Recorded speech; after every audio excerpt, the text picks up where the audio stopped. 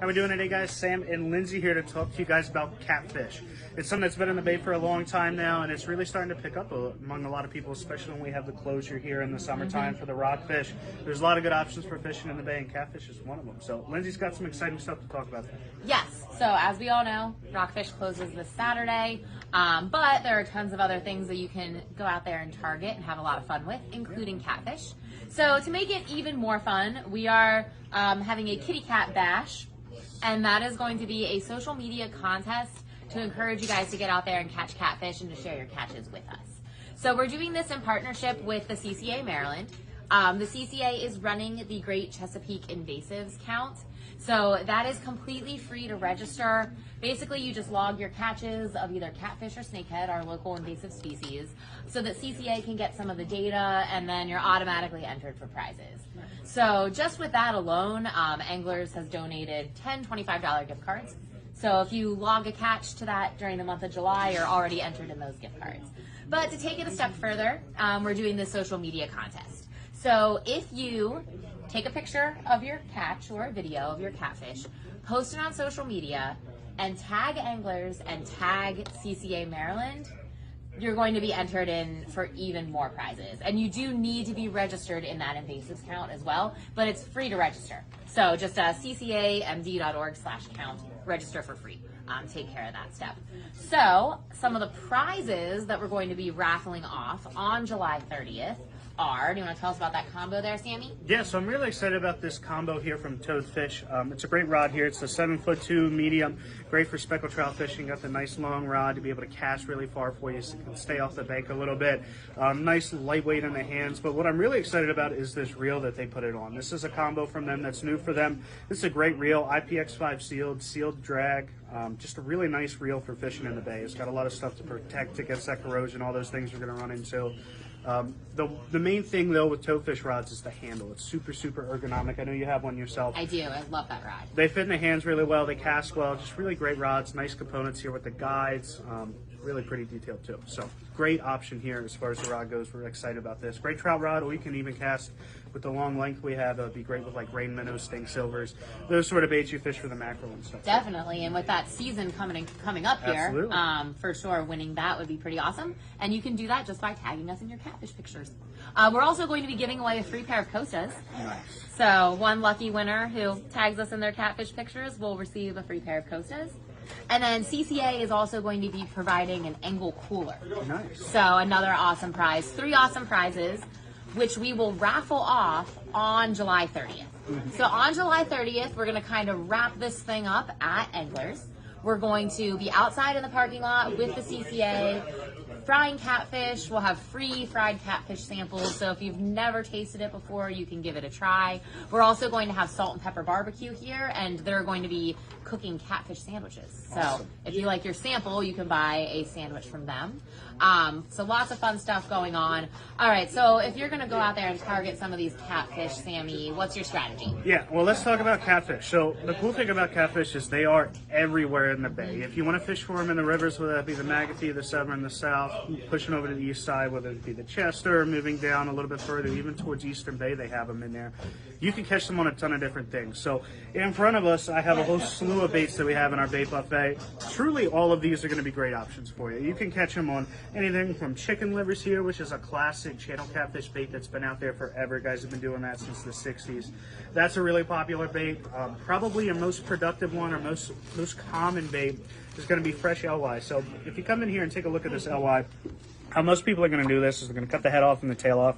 We usually get rid of those. For some reason or another, that's not the best part of the bait. But what we'll do here on the body is we're going to cut them into about 1-inch chunks here, going down here, and put your circle hook right through the top here, usually about 1/4 inch to 1/2 inch down. You want to make sure that when you cast it off, you're not flinging your bait off, but you don't want it too deep to where you don't have any hook penetration with your circle hook.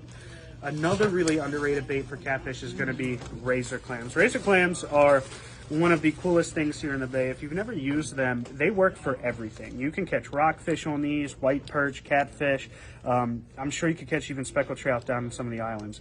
If you're never fished with these, it's not like shucking a big hard clam like a lot of people think it is. They're super soft shell clams that you just pop open here with your fingers and you can dig some bait out of here. Now, if I was catfishing, I would get, 4 or 5 of these and put that on a big circle hook, really truly looking for the big one. But if you're fishing with the kids, just one of those on a small circle hook is a great bait for them just to go out there and have some fun with them. Herring is another fresh bait that you see out there. Herring is similar to LY. We would do the same thing, get rid of the head, get rid of the tail, go with some 1-inch chunks here along the side. Another really good option, if you're fishing say you're fishing at Sandy Point, Chesapeake, everybody around you's got LY. If you want to change some things, maybe do something a little bit different, herring's a good option because not everybody's going to have that. Crabs. Catfish love crabs. These are peeler crabs. You can catch them on solid crabs as well. Cool thing about peeler crabs is stay on the hook a little bit better. If you've never used peeler crabs before, what I typically do is I'll take these claws off here and I'll crush those up, put 2 of those on a hook, and boom, I've got 1 bait. And then a big crab like you see with these peeler crabs, I'd cut them in half and I'd cut them into thirds along the body. And now I've got 7 baits out of this crab. Fishing with something a little bit smaller, I might only get 4 out of the body, but really great option there too. Crab aprons are a super underrated bait in the bay once again. These are fabulous for white perch, but it's the same thing. Put 2 or 3 of these on a hook and it's just like fishing with soft crab, but they're way cheaper than soft crab, which is always great. Clams, again, these stay on the hook a little bit better. These are salted clams, but I think you'll probably do a little bit better with the fresh ones.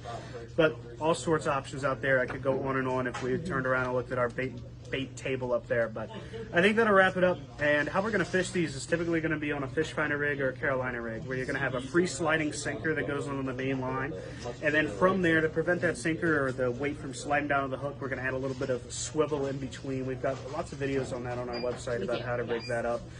From that swivel, I'm going to have anywhere from an 18-inch to 36-inch leader going to a hook.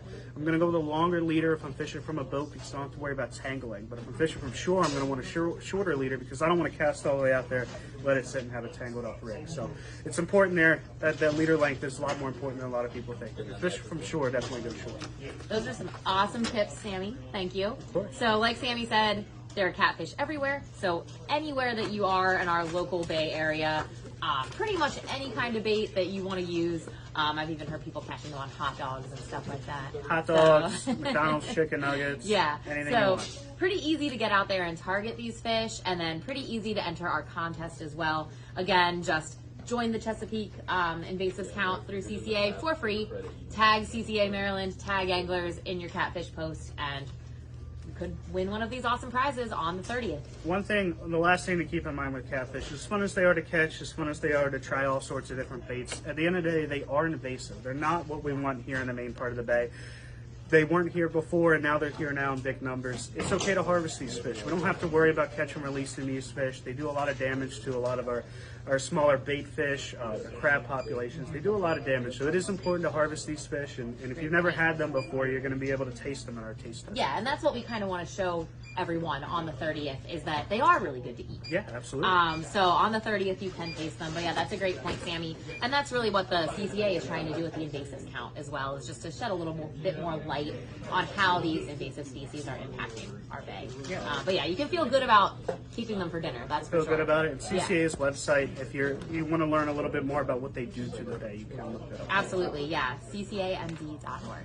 All right. Well, thank Thanks you so much, guys for stopping by, and good luck in the tournament.